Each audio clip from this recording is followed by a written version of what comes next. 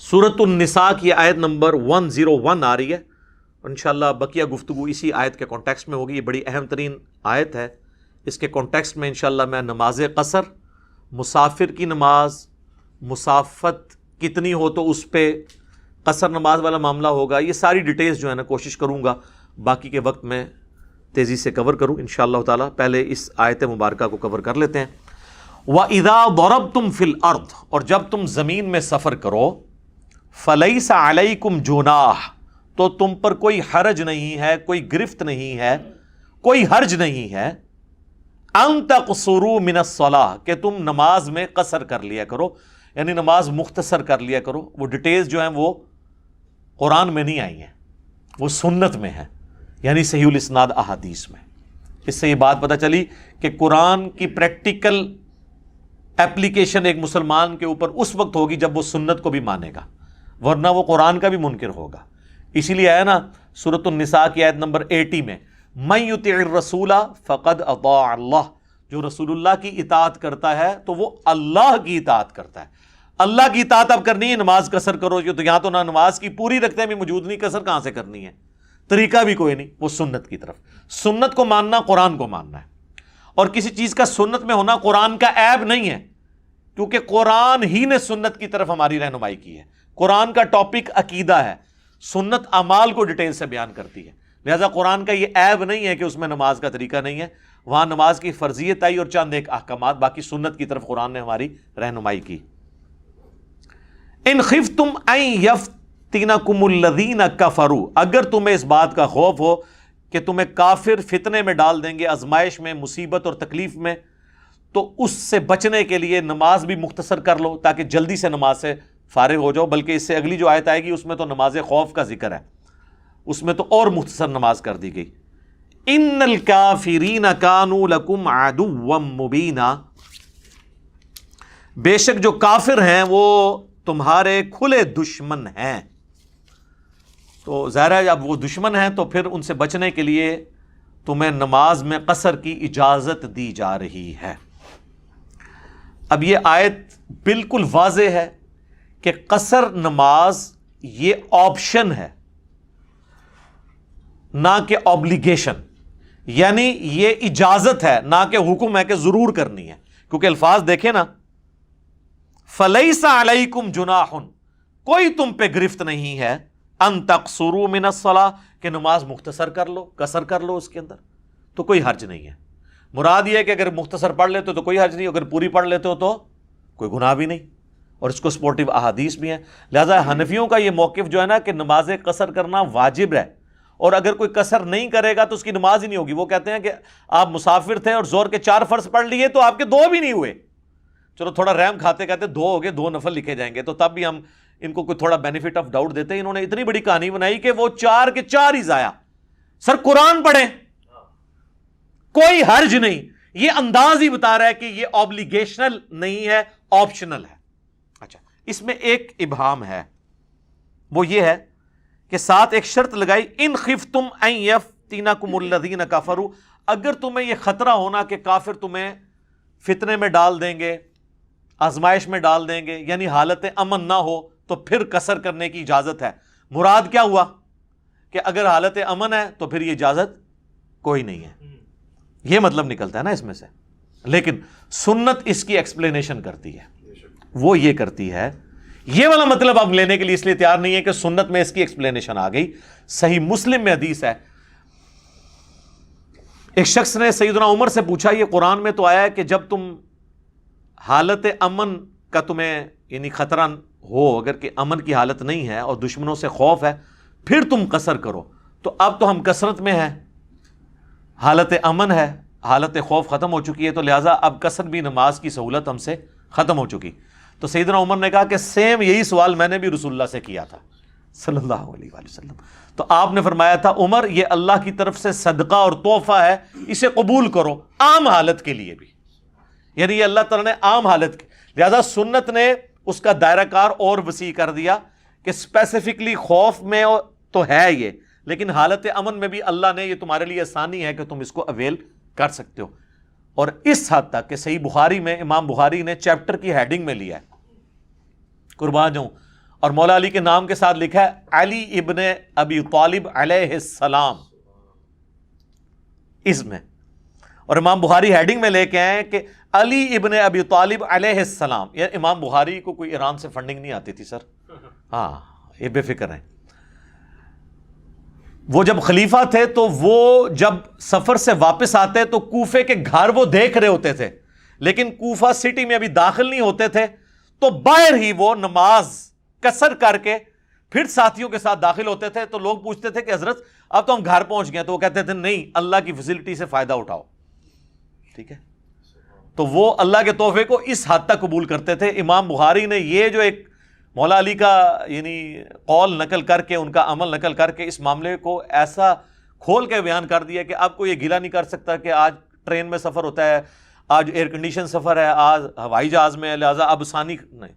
بھئی جب سب کچھ سامنے نظر آ رہا ہے تب بھی اس کو آسانی کو اویل کرنا ہے. اللہ تعالیٰ خوش ہوتا ہے کہ کوئی آسانی کو اویل کرے. اب آ جائیں ان احادیث کی طرف. صحیح بخاری اور صحیح مسلم دونوں میں حدیث ہے. اما عائشہ سلام اللہ علیہا کہتی ہیں کہ شروع میں نماز ہوتی ہی 2 رکعت تھی.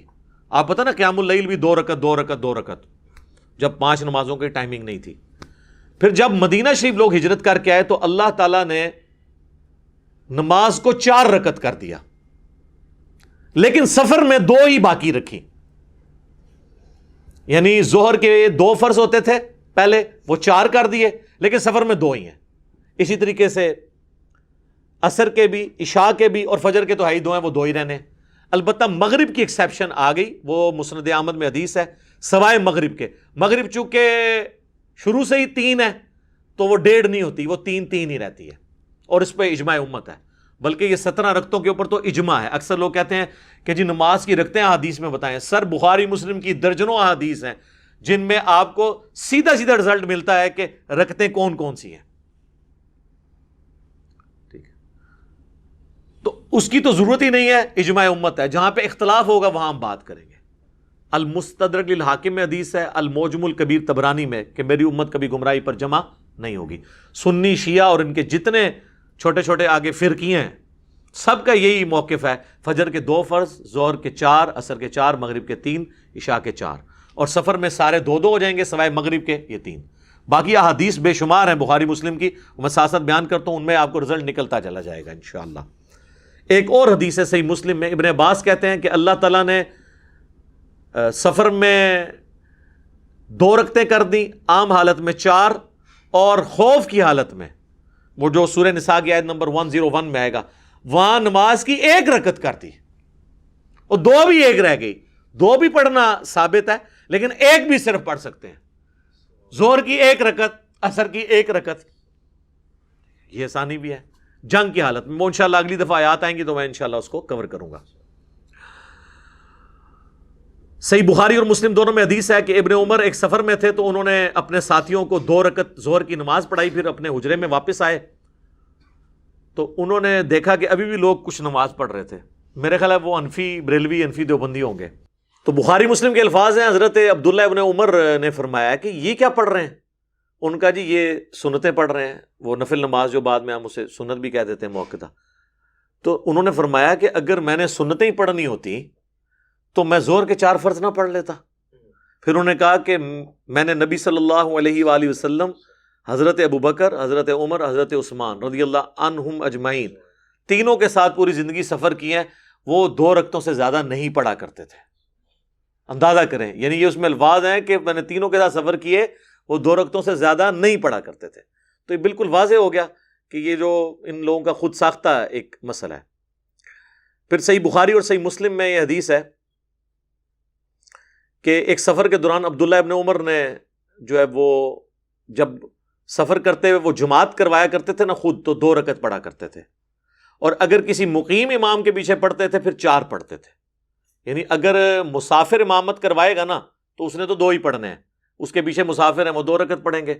لیکن اگر مسافر مقیم کے پیچھے پڑھے گا, جس طرح لوگ حج اور عمرے پہ جاتے ہیں اور وہ یہ مسئلہ پوچھ رہے ہوتے ہیں ادھی پڑھنی ہے پوری, وہ پائی امام کعبہ اور مسجد نبوی کے امام کے پیچھے پوری پڑھنی ہے, ٹھیک ہے نا, وہ تو ایک افضلیت والی چیز ہے, آپ اس کو یعنی حاصل کریں, تو اس میں یہ آپ نے نہیں کرنا. البتہ اگر کوئی مسافر امام امامت کروا رہا ہے اور اس کے پیچھے مقیم پڑھتا ہے، تو اب مقیم نے 2 نہیں پڑھنے، اس نے تو چونکہ 4 پڑھنے ہیں، تو مسافر 2 پڑھ کے سلام پھیر دے گا، اور جو مقیم ہے وہ اس کے پیچھے اپنی 2 رکعتیں پوری کرے گا، اور وہ 2 رکعتیں اس کی آخری 2 رکعتیں ہوں گی، اس لیے ان میں صرف سورۃ الفاتحہ پڑھے گا بس۔ البتہ فقہ حنفی میں لکھا ہے کہ چونکہ امام کے پیچھے آپ قرات نہیں کر سکتے، حالانکہ امام سلام پھیر کے فارغ ہو چکا ہے، وہ کہتے ہیں بے شک فارغ ہو گیا، آپ نے یہ کرنا ہے کہ آپ نے امام کے سلام پھیرنے کے بعد جب اپنی 2 رکعتیں پوری کرنی ہے تو اندازے سے اتنی دیر خاموش کھڑے رہنا ہے جتنی دیر سورہ فاتحہ پڑھی جاتی ہے، پھر آپ نے رکوع میں چلے جانا ہے، چونکہ امام کے پیچھے قرات نہیں ہوتی۔ پھر ہمیں پڑھاتے تھے امام کی قرات مقتدی کے لیے کافی ہے، تو امام نے تو آخری 2 رکعتوں کی قرات بھی نہیں کی، یہ کون سے مقتدی ہیں؟ یعنی وہ کہتے ہیں امیجن کر لیں آپ، ورچوئل امام ہے آپ کے سامنے، گویا کہ امام ہے آپ کے سامنے، تو ان کے سارے امام ہی حاضر و ناظر ہیں، وہ سلام پھیر کے بھی سامنے موجود ہوتے ہیں۔ جب ہم یہ باتیں کرتے ہیں، کہتے ہیں ہمارے بزرگوں کا مذاق اڑاتا ہے، بھائی بات یہ ہے لوگوں کو تو اپنے اولاد کے کرتوت بھگتنے پڑتے ہیں نا، آپ کے بزرگ وہ ہیں کہ جن کے کرتوت آپ روحانی اولادوں کو بھگتنے پڑ رہے ہیں، اس میں ہمارا کیا قصور ہے میرے بھائی؟ سانو نہ پیٹو، اپنے بزرگوں نو پیٹو، ٹھیک ہے جی۔ اچھا، سنن نسائی میں ایک حدیث ہے، حضرت سیدہ عائشہ سلام اللہ علیہا کہتی ہیں کہ سفر کے دوران میں نے روزہ رکھا اور نماز 4 رکعت پڑھی، تو نبی صلی اللہ علیہ وآلہ وسلم نے 2 رکعت پڑھی اور روزہ چھوڑ دیا۔ بعد میں جب میں نے اللہ کے نبی سے ذکر کیا تو نبی صلی اللہ علیہ وآلہ وسلم نے فرمایا احسنتی یا عائشہ، اے عائشہ تم نے اچھا کام کیا اور مجھ پر بھی کوئی الزام نہیں ہے۔ یہ حدیث اس بات کا ثبوت ہے کہ اگر سفر میں کوئی روزہ رکھ لے یا نماز پوری پڑھ لے تو یہ جائز ہے، بلکہ بخاری مسلم میں حدیث ہے حضرت عائشہ سفر میں پڑھتی ہی 4 رکعت تھی، اور وہ کہتی ٹھیک ہے میں زیادہ یعنی وہ اس طرف جا رہی ہوں، اگر فیسلٹی نہیں بھی اویل کر رہی تو اس چیز کو کوئی برا نہیں مانا گیا۔ حتیٰ کہ سنن دارقطنی میں یہ حدیث ہے اور مشکات کے اندر بھی موجود ہے کہ نبی صلی اللہ علیہ وآلہ وسلم سفر میں بعض اوقات 2 فرض بھی پڑھ لیتے تھے، بعض اوقات 4 بھی پڑھ لیتے تھے، دونوں طریقے سے ثابت ہے، لیکن عمومی عمل آپ کا 2 فرض ہے جو عبداللہ ابن عمر نے نقل کیا۔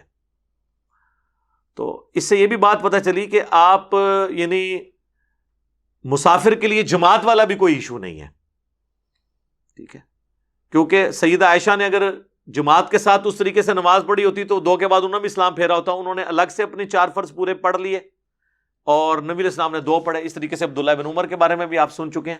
تو جماعت ایشو نہیں ہے سفر کے دوران، اگر کوئی جماعت چھوڑنا بھی چاہتا ہے تو چھوڑ سکتا ہے، لیکن افضل یہ ہے کہ جماعت کے ساتھ وہ پڑھے۔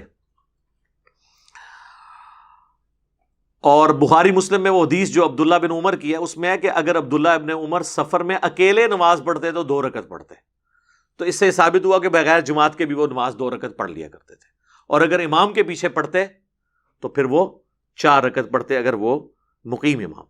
لہٰذا جو لوگ حج اور عمرے پہ جائیں، اگر ان کی مسجد نبوی یا روضہ شریف پہ مکہ شریف کے اندر جماعت کے ساتھ نماز رہ جائے، جب وہ اکیلے اپنی پڑھیں گے تو 2 پڑھیں گے، اور اب وہ جماعت کروا لیں، وہاں تو جماعت کرنے پہ کوئی پابندی نہیں ہے، آپ جماعتیں کروا سکتے ہیں، تو اگر مسافر کروا رہے ہیں تو 2 پڑھیں، اگر وہاں کا کوئی مقیم کروائے تو پھر اس کے پیچھے آپ 4 پوری کر لیں۔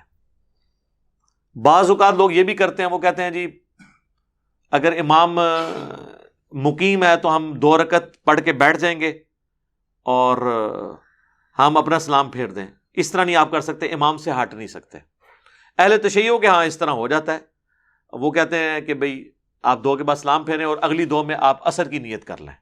یہاں پہ بھی ہے اس سے ملتا جلتا فقہ حنبلی میں مسئلہ کہ وہ کہتے ہیں ٹھیک ہے 2 پڑھ کے آپ بیٹھے رہیں اور امام کو 4 پڑھنے کا انتظار کریں، اور جب امام چوتھی کے تشہد میں پہنچے تو آپ سکون کریں، اس کو 2 پڑھنے دیں اپنی فالتو، جو آپ کی نظر میں تو وہ فالتو ہیں کیونکہ وہ تو مقیم ہے، تو چوتھی میں پھر آپ اس کے ساتھ ہی تشہد پڑھ کے تو سلام، پھر اینڈ رزلٹ یہی ہے، صرف 2 رکعتوں کا آپ کو فائدہ ہوا، لیکن سلام امام سے پہلے وہاں بھی نہیں آپ پھیر سکتے۔ یہ میں نے آپ کو ضمناً ایک مسئلہ بھی اس حوالے سے بتا دیا۔ بخاری و مسلم میں ایک اور حدیث ہے کہ نبی علیہ السلام جب سفر میں ہوتے تو سواری سے اتر کر فرض نماز ادا کرتے تھے، اور تہجد اور نوافل اور وطر سواری پر ادا کرتے، اور اس چیز کا بھی اہتمام نہ کرتے کہ سواری قبلہ رخ جا رہی ہے یا قبلہ رخ سے ہٹ کے، یعنی استقبال قبلہ صرف فرض نماز کی ریکوائرمنٹ ہے، نفلی نمازوں کی نہیں ہے. آپ اس چیز کی پرواہ نہ کرتے. اور اس میں الفاظ ہیں سواری میں بیٹھ کے جب آپ نفل یا وتر ادا کرتے تو رکوع اور سجدہ سر کے اشاروں سے کرتے. اور ابو داؤد میں الفاظ ہیں کہ نبی علیہ السلام جب سر کے اشارے سے یہ رکوع اور سجدہ کرتے تو سر کے لیے تھوڑا، یعنی رکوع کے لیے تھوڑا سر جھکاتے اور سجدے کے لیے تھوڑا زیادہ. یہ نہیں ہے کہ آپ نے سامنے پھٹے پہ کوئی سجدہ کرتے تھے جس طرح یہ کرسیاں بنی ہوئی ہیں. کرسی پہ بھی اگر کسی نے نماز پڑھنی ہے نا اشارے سے تو وہ رکوع کے لیے اتنا جھکے گا اور سجدے کے لیے اتنا. یہ نہیں ہے وہ ایسے کر کے وہاں میں وہ بنے ہوتے ہیں جناب، وہ اسپائڈر مین بنے ہوتے ہیں یا سپر مین، وہ نہیں، یہ غلط ہے. آپ نے اشارے سے نماز پڑھنی. یہ رکوع ہے، یہ سجدہ ہے، بس تھوڑا سا فرق کرنا ہے. یہ اللہ نے آسانی دی ہے. قیام بھی تو نہیں نا اب آپ نے کیا کرسی پہ بیٹھے ہوئے یا سواری پہ بیٹھے ہوئے تو اب آپ کھڑے ہو جائیں گے اس طرح کر کے، تو یہ بھی تو نہیں کر رہے نا.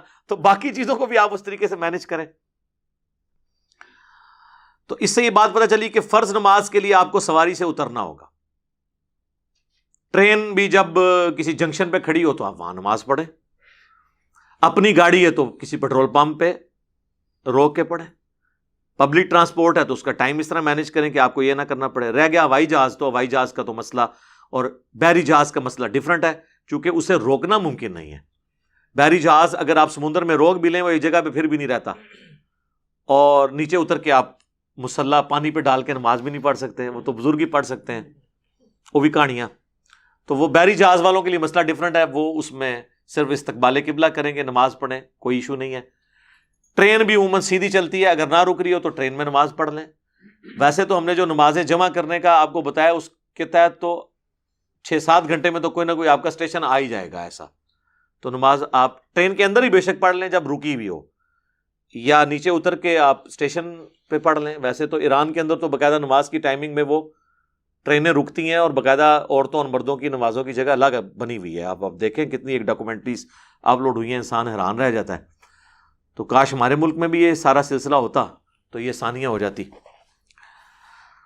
صحیح بخاری اور صحیح مسلم میں ایک اور حدیث ہے کہ نبی علیہ السلام فتح مکہ اور غزوہ تبوک کے موقع پر آپ جب سفر میں تھے آپ نے ظہر اور عصر کی نماز کو جمع کر کے پڑھا اور مغرب اور عشاء کی نماز کو جمع کر کے پڑھا.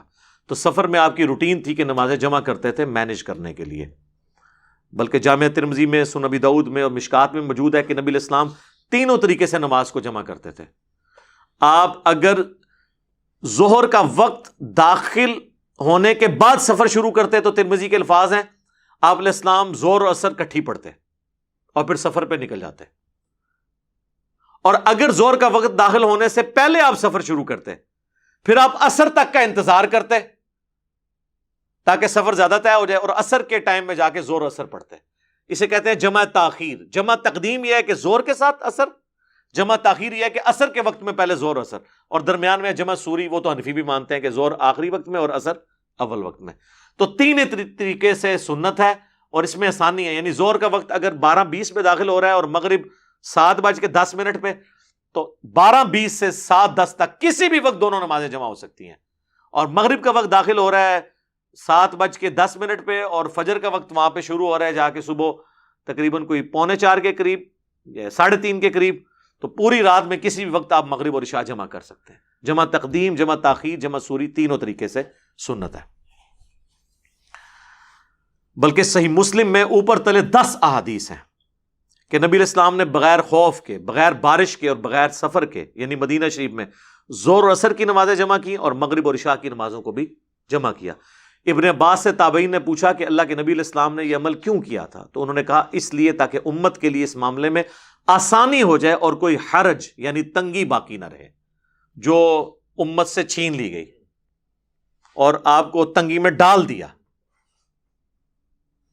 دیکھیں نا کتنی بڑی مصیبت کھڑی کر دی. یہ امت کو آسانی دی گئی تھی، انہوں نے کہا نہیں ہم ڈیفائن کریں گے جی، ہر نماز کا ٹائم ہے جی. اور اچھا اس حدیث سے یہ بھی پتا چلا کہ خوف، بارش اور سفر کے بغیر بھی جمع کرتے تھے. تو مراد کیا ہوا؟ سفر میں اور خوف میں اور بارش میں تو ضروری جمع کرتے تھے. بلکہ بخاری مسلم میں آتا ہے کہ بارش میں تو نبی علیہ السلام اذان میں کہتے تھے سلو فی الرحال، کہلوا دیتے تھے گھروں میں ہی نماز پڑھو. ابن عباس کہتے ہیں جمعے کا دن ابن عباس نے بھی یہ اناؤنسمنٹ کرائی اور کہا کہ نبی علیہ السلام بھی یہ نہیں چاہتے تھے کہ تم کیچڑ میں لپٹتے ہوئے مسجد میں پہنچو، تو گھروں میں ہی پڑھ لو. جمعے کی نماز جس کی اتنی تاکید ہے وہ بھی گھر میں ہی پڑھو. اس کی جگہ یعنی ظہر کی نماز پڑھ لو. تو یہ آسانی ہے الحمدللہ. اچھا بخاری و مسلم میں وہ جو حدیث ہے حجۃ الوداع والی، وہ اس چیز کا ثبوت ہے کہ نبی علیہ السلام نے جمعے کے دن حج آیا تھا یوم عرفہ، لیکن آپ نے ظہر کی نماز ادا کی. تو اس سے پتہ چلا کہ مسافر کے اوپر جمعے کی نماز نہیں ہے. پڑھ لے تو جائز ہے، لیکن وہ بھی حج والا جو معاملہ ہے اس میں تو نہیں کرے گا. حج کی تو یہ خصوصیت ہے کہ وہاں تو آپ نے مسجد خیف کے اندر آپ دیکھیں، اور ادھر دوسری وہ جو مسجد نمرہ ہے عرفات کے اندر، اس کے اندر یعنی جمعہ جب آتا ہے، چاہے وہ یوم عرفہ کو آئے یا باقی حج کے دنوں میں آئے، تو جمعے کی نماز نہیں ہوتی. 2 ظہر کے فرض ہوتے ہیں اور 2 عصر کے فرض ہوتے ہیں. میں نے تو خود پڑھی ہوئی ہے الحمدللہ دونوں جگہ. تو یہ میں نے یعنی آپ کو اس لیے علم میں اضافے کے طور پہ یہ بات بتا دی. باقی حنفیوں کے نزدیک تو یہ ہے کہ آپ نے چونکہ وہاں پہ اگر 15 دن سے آپ کا کم قیام ہے پھر تو آپ قصر پڑھیں گے، اگر اس سے زیادہ ہے تو آپ پوری پڑھیں گے. اور باقاعدہ انہوں نے تو، ان کے عالم صاحب نے تو مشورہ دیا ہوا ہے کہ چونکہ حنفی زیادہ ہوتے ہیں تو سعودی عرب والوں کو چاہیے کہ وہ جو امام کعبہ انہوں نے وہاں رکھا ہوا ہے نا، وہ تو مقیم ہوتا ہے اور لیکن وہ پڑھا رہا ہوتا ہے سفری نماز. حالانکہ حج کی خصوصیت ہے سفری نماز، یعنی نماز 2 فرض پڑھنا. وہ کہتے ہیں ہمارے نزدیک تو اس کے پیچھے ہماری نماز نہیں ہوگی کیونکہ اس کی اپنی نہیں ہو رہی. 4 پڑھنے تھے اس نے 2 پڑھ دیے. تو کہتے ہیں کہ ہمارا مشورہ ہے کہ سعودی حکومت حج کے دنوں میں نا اس کو تقریباً کوئی 70-80 کلومیٹر کا سفر گاڑی میں کروائے اور جا کے اینڈ، ہاں ساری یہ لکھا ہوا ہے فقہ حنفی میں کتابوں کے اندر، تو سفر کروائے تاکہ وہ مسافر ہو جائے اور اینڈ پہ جا کے وہاں پہ مسجد نمرہ میں یا وہاں اتار دے، تاکہ پھر وہ ہمارے نزدیک بھی یعنی ہیلے تو تمہیں پتہ ماسٹر نے ہیلے بنانے تھے، یہ تو کچھ بھی کر سکتے ہیں. تو کہتے گڈی تے سیر کراؤ، انہوں جعلی مسافر بنا دو تاکہ تو تسی بھی جعلی نیتی کر کے پڑھ لو، جو کام ہی جعلی کرنے نے سارے. تو یہ انہوں نے باقاعدہ مسئلہ جو ہے نا وہ لکھا ہوا ہے اپنی وہ جو حج سے متعلق کتابیں ہیں. اچھا یہاں پہ اب ایک اور چیز جو بڑی امپورٹنٹ ہے کہ کتنے دن کے لیے جائے تو وہ مسافر ہوگا. وہ صحیح بخاری میں ہے کہ 19 دن کا نبی علیہ السلام 19 دن سے کم کا جب قیام کیا کرتے تھے یا 19 دن کے برابر اور اس سے زیادہ نہ ہوتا تو نبی صلی اللہ علیہ وآلہ وسلم نمازوں کو قصر کیا کرتے تھے. حنفیوں کے نزدیک 15 دن ہے. 15 دن والا قول بھی جامعہ ترمذی میں بلا سند ہے، لیکن مصنف ابن ابی شیبہ میں، مصنف عبد الرزاق میں موجود ہے کہ عبداللہ ابن عمر اگر 15 دن کے لیے کہیں جاتے تو وہ اپنے آپ کو مقیم تصور کرتے، 15 دن سے کم کو وہ مسافر سمجھتے تھے. 15 والی بھی بات ہے، 19 دن والی بھی ہے. بہرحال 15 دن بھی بہت ہے. جو لوگ ہر ویکینڈ پہ گھر واپس آتے ہیں، ایون 2 ویکینڈ کے بعد بھی ہیں، تب بھی وہ سب کے نزدیک مسافر ہیں. اور اس میں جو ڈرائیور ہیں جو روزانہ واپس آ جاتے ہیں، دوسرے شہروں میں جاتے ہیں، وہ روزانہ نماز قصر بھی کریں، نماز جمع بھی کریں، آسانی ہے. اس طرح باہر کے ملکوں میں جو سب ویز کے اندر لوگ اتنی ٹریولنگ کر کے جاتے ہیں، وہ نمازوں کو جمع بھی کریں اور قصر پڑھیں. وہ اس کی یعنی کتنا وہ فاصلہ ہونا چاہیے وہ میں اینڈ کے اندر یعنی ڈسکس کرتا ہوں. ابھی تو میں اس کو ڈسکس کروں کتنے دن کے لیے، تو وہ تو 1 دن کے لیے گئے ہوتے ہیں، واپس آ جاتے ہیں. اس طریقے سے ایک بندہ کراچی سے چلا اور اس نے پشاور جانا ہے، راستے میں 10 مہمانوں کے گھر اگر وہ 10 دن بھی رکتا جائے، ہر جگہ ہی وہ قصر نماز پڑھتا چلا جائے گا، کیونکہ الٹیمیٹلی تو اس نے وہاں جانا ہے، تو وہ مسافر ہے.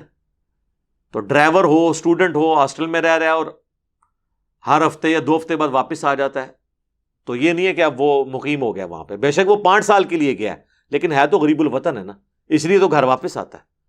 ہاں جس دفعہ وہ 15 دن یا 19 دن سے زیادہ رکتا ہے اس دفعہ وہ پوری نماز پڑھ لے. عام دنوں میں وہ مسافر بھی، ہاسٹل کے اندر جو اسٹوڈنٹس ہیں وہ قصر نماز ہی پڑھیں گے. یہ ساری وہ چیزیں جو لوگ پوچھتے ہیں، پریکٹیکلی ہم بھی اس سے گزرے تو ان کے لیے آسانی ہے. باقی اگر کیٹاسٹرافک کنڈیشن ہو تو پھر آپ بے شک 6 مہینے تک پڑھیں. سن کبرا البیہقی میں آتا ہے، عبداللہ ابن عمر کہتے ہیں کہ ہم آذربائیجان کی جنگ کے لیے، رشیا کی جنگ کے لیے حضرت عثمان کے دور میں جب گئے تو ہم نے 6 مہینے تک قصر نماز پڑھی ایک جگہ، کیونکہ برف باری شروع ہو گئی تھی. تو آج کل کرتے 6 مہینے گزر گئے. ان کی نیت تو وہاں رکنے کی نہیں تھی نا، آج برف باری رکے تو ہم چل پڑیں گے. تو اس طرح اگر کسی کی پوری زندگی بھی گزر جاتی ہے، اس کی نیت نہیں تھی رکنے کی، بھائی کل صورتحال یا کوئی بندہ یہاں سے گیا ہے کسی مریض کے پاس تیمارداری کے لیے ہاسپٹل کے اندر، اور یہاں سے اس کی نیت تھی کہ 2 دن بعد جان چھوٹ جائے گی، ڈاکٹر کہتے ہیں نہیں جی 2 دن اور لگ جائیں گے، اس طرح 2 دن 1 دن کرتے 1 سال بھی وہ وہاں پہ رہے، وہ حالت خوف میں بھی ہے، حالت سفر میں بھی ہے، وہ قصر نماز پڑھتا رہے تو اس کے اوپر کوئی گرفت نہیں ہے. یہ حدیث ثبوت ہے اس بات کے الحمدللہ. اب آ جائیں وہ مسافت کتنی ہو، تو صحیح مسلم میں 3 فراسخ یا 3 فرسخ کہہ لیں آپ، جمع فراسخ، جو 9 میل بنتا ہے، عربک 9 میل. یہ میل کا لفظ عربی میں ہے، یہ مائل جو آیا نا یہ عربی سے انگلش میں آیا ہے، بیسیکلی یہ عربی کا لفظ ہے. اور وہ آلموسٹ آپ بہت کھلے دل سے بھی لگائیں نا تو تقریباً 2 کلومیٹر بن جاتا ہے 1 میل. ویسے تو 2 سے کم ہی بنتا ہے، 1.7 کے قریب بنتا ہے، لیکن بہت موٹا بھی لگا دیں تو 9 میل کا مطلب ہے 18 کلومیٹر، یا راؤنڈ آف کر لیں 20 کلومیٹر کا جب سفر ہے شہر سے باہر، پھر مسافر ہوں گے. اب کراچی میں تو آپ 40 کلومیٹر بھی سفر کریں شہر کے اندر ہے، مسافر نہیں ہوں گے. شہر سے باہر نکلنا شرط ہے، شہر کے اندر بندہ مسافر نہیں ہوتا، چاہے 2 گھنٹے گھومتا رہے. ٹھیک ہو گیا. صحیح بخاری میں 48 میل کا بھی ذکر موجود ہے جو کیلکولیشن کے بعد آتا ہے، اور وہ عربک میل ہے. وہ تقریباً 72 کلومیٹر کیلکولیٹ کرتے ہیں دیوبندی، اور بریلوی اس کو کیلکولیٹ کرتے ہیں 92 کلومیٹر اگر وہ عربک میل کے اعتبار سے دیکھا جائے. تو اس کے لیے ان کے پاس کوئی دلیل نہیں ہے اس حوالے سے کہ وہ 48 میل کا جو قول ہے، تو ظاہر ہے کہ اگر صحیح مسلم میں آیا کہ 9 میل کے اوپر آپ کر سکتے ہیں تو 48 میل میں بھی کر سکتے ہیں. یعنی جہلم سے اگر کوئی شخص لاہور جا رہا ہے تو مسافر ہے، کراچی جا رہا ہے تو مسافر ہے، تو ملتان بھی مسافر ہی ہوگا کیونکہ کراچی سے تو پہلے ہی آتا ہے نا وہ، اور لاہور کے بعد آتا ہے، تو وہ اس کے اندر ہی شامل ہے. اس میں کوئی ایشو نہیں ہے. لہذا اس کے بارے میں کوئی واضح چیز نہیں ہے. شہر سے باہر نکلیں اور آپ اپنے آپ کو مسافر سمجھ رہے ہیں تو مسافر ہیں. اور اس میں آپ سے یہ بھی نہیں سوال ہوگا کہ آپ ایئر کنڈیشن گاڑی میں سفر کر رہے ہیں یا آپ نے جو ہے وہ ہوائی جہاز میں سفر کیا ہے، آرام دہ ہے. یہ فیسلٹی ہمیشہ کے لیے ہے. ایون روزہ چھوڑنے کی جو فیسلٹی ہے کہ بعد میں آپ اس کی گنتی پوری کر لیں، وہ مسافر کے لیے آج بھی اس طریقے سے ویلڈ ہے. اور اللہ تعالیٰ اس چیز کو پسند کرتا ہے کہ وہ اس فیسلٹی سے کوئی فائدہ اٹھائے، جس کے تحت میں نے وہ حدیث بتا دی صحیح مسلم کی کہ جب حضرت عمر نے سوال کیا تو نبی علیہ السلام فرمایا یہ اللہ کی طرف سے صدقہ ہے، چاہے حالت امن میں بھی ہو تم قصر نماز کرو. اور صحیح بخاری میں جو تعلیقاً امام بخاری مولا علی کا قول لے کے ہیں اور ساتھ لکھا ہے علی ابن ابی طالب علیہ السلام کا یہ عمل تھا کہ کوفے کے گھر نظر آ رہے ہوتے تھے تو وہ کوفے میں داخل نہیں ہوتے تھے، پہلے نماز قصر کرتے تھے اور اللہ کی فیسلٹی سے فائدہ اٹھاتے تھے. یہ ہمیں اسلام نے درس دیا ہے کہ آپ نے اس فیسلٹی کو اویل کرنا ہے. اسی طریقے سے بعض لوگ یہ بھی پوچھتے ہیں کہ جی یہ بتائیں کہ ہم مسافر تھے، سفر میں ہماری زور و اثر قضا ہو گئی، اب گھر پہنچے ہیں تو ہم قصر والی نماز پڑھیں گے یا پوری؟ بھئی گھر پہنچے ہیں تو اب آپ پوری پڑھیں. ویسے تو حنفی کہتے ہیں کہ قصر چونکہ قضا ہوئی تھی تو قصر پڑھیں، اس لیے کہ انہوں نے پہلا رزلٹ غلط نکالا ہے نا قصر کے واجب ہونے کا. جب گھر آ گئے اب آپ حالت امن میں ہیں تو دن کی بھی زور اثر جو چھوٹی ہے نا، پہلے تو اس پہ توبہ کریں اور اس کے 4 فرض پڑھیں. اور چھوٹنی تو چاہیے نہیں. جب اتنا سپین ہے کہ زور کا وقت داخل ہونے سے لے کے مغرب تک آپ پڑھ سکتے ہیں، زور و اثر کو جمع کر سکتے ہیں، اور سفر میں تو سنت ہے، اور مغرب کا وقت داخل ہونے سے لے کے فجر کا وقت داخل ہونے تک پورا آپ پڑھ سکتے ہیں. یہ جو بعض لوگ کہتے ہیں نا شاہ کا وقت آدھی رات تک رہتا ہے تو وہ افضل وقت ہے. اس پہ میری ویڈیو ریکارڈ ہے، وہ صحیح مسلم کی حدیث افضل وقت کے لیے ہے. باقی حضرت ابو ہریرہ سے موجود ہے رضی اللہ تعالیٰ عنہ، شرح معانی الاثار جسے طحاوی شریف کہتے ہیں، کہ وہ کہتے تھے کہ جس شخص نے فجر کا وقت داخل ہونے سے پہلے عشاء کی نماز پڑھ لی تو اس نے کوئی اس میں دیری نہیں کی ہے. تو حضرت ابو ہریرہ ہی ان حدیثوں کے راوی ہیں جس میں نماز کی ٹائمنگ آئی ہے. تو لہٰذا آدھی رات تک جو عشاء کا وقت رہتا ہے جو صحیح مسلم میں ہے وہ افضل وقت ہے. ٹھیک ہے، بلکہ افضل وقت تو ہے کہ آپ رات کو لیٹ سے نماز پڑھیں، لیکن ہم تو عموماً جلدی پڑھتے ہیں، تو افضلیت غیر افضلیت کا مسئلہ ہے. باقی فجر کا وقت داخل ہونے تک آپ تو اتنے بڑے سپین میں آپ کو ٹائم مل جائے گا نماز پڑھنے کا. یہ نماز تو قضا ہو ہی نہیں سکتی. یہ تو بالکل لیم ایکسکیوز ہے. لوگ کہتے ہیں نہیں ہم نوکری کرتے ہیں جی وہاں ٹائم ہی نہیں ملتا نماز کا، تو گھر آ کے اکٹھی نمازیں پڑھ لیں. تو میں ان سے پوچھتا ہوں کہ ٹائلٹ جانے کا بھی ٹائم نہیں دیتے آپ کو؟ کہتے ہیں اتنا دیتے ہیں. تو میں نے کہا یار 2 فرض پڑھنے میں کتنا ٹائم لگتا ہے؟ زور اثر کے 2 فرض پڑھنے میں کتنا ٹائم لگتا ہے؟ وضو آپ کا ہو تو وہیں پہ آپ پڑھ لیں تھوڑی دیر کے لیے وقفہ کر کے. ٹھیک ہے، تو وہ اب تو خیر یہ بڑی آسانی اس معاملے میں ہو گئی ہے، وہ ٹالرنس ہے نماز کے لیے، یورپ امریکہ میں آپ کو ٹائم دے دیتے ہیں، آپ اس چیز کو اویل کریں اور یہ بہانے بنانا چھوڑ دیں کہ جی ہم کوئی اتنے دنیا کے مصروف آدمی ہیں، تو آپ پھر چھوڑ دیں۔ اور کئی لوگ اتنے بولے ہوتے ہیں، وہ کہتے ہیں نہیں فجر کی نماز کو بھی زور کے ساتھ جمع کر لیں، نہیں سر، زور اور اثر جمع ہوگی، مغرب اور عشاء جمع ہوگی، جسے ظہرین اور مغربین بھی کہا جاتا ہے۔ ایک ملکین بھی ہے، وہ بھی چلیں as a last resort, prime minister ہوں، آرمی چیف ہیں، وہ پڑھ سکتے ہیں کہ وہ مغرب کا وقت داخل ہونے سے آدھا گھنٹہ پہلے زور اثر جمع کر لیں، اور جیسے ہی مغرب کا وقت داخل ہو مغرب عشاء جمع کریں، یعنی 30-40 منٹ کے سپین میں اپنی 4 نمازیں وہ پوری کر لیں۔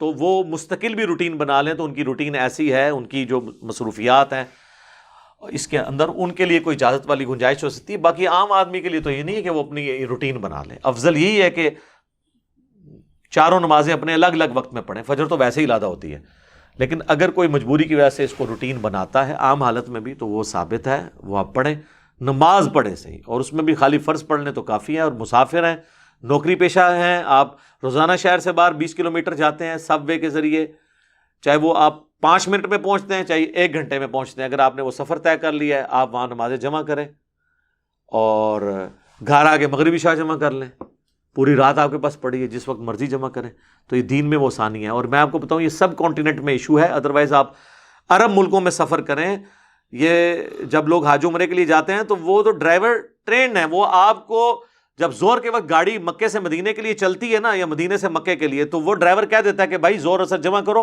اب میں رات کو جا کے گاڑی روکوں گا، کیونکہ سنت یہی ہے۔ پھر رات کو بھی پھر جا کے وہ عشاء کے وقت میں روکتے ہیں اور کہتے ہیں اب جمع تاخیر پڑھ لو مغرب اور عشاء۔ وہاں کی روٹین ہے، ان کو پتا ہے کہ ادھر تو نماز جو ہے نا اتنی بڑی انہوں نے دماغ کے اوپر سوار کی ہوتی ہے، گاڑیاں رکوا رہے ہوتے ہیں، ہم خود رکواتے رہے۔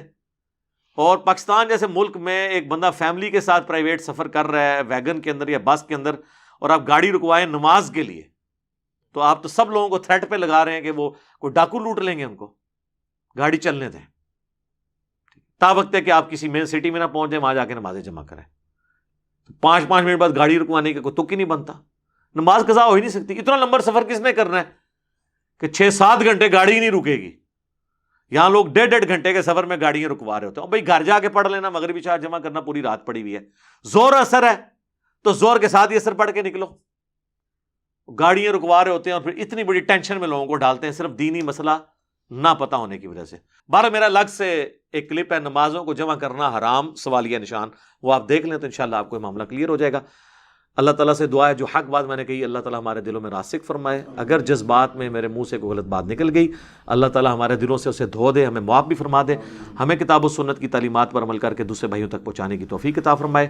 سبحانک اللہم و بحمدک، اشہد ان لا الہ الا انت، استغفرک و اتوب الیک، وما علینا الا البلاغ المبین۔ جزاکم اللہ خیرا۔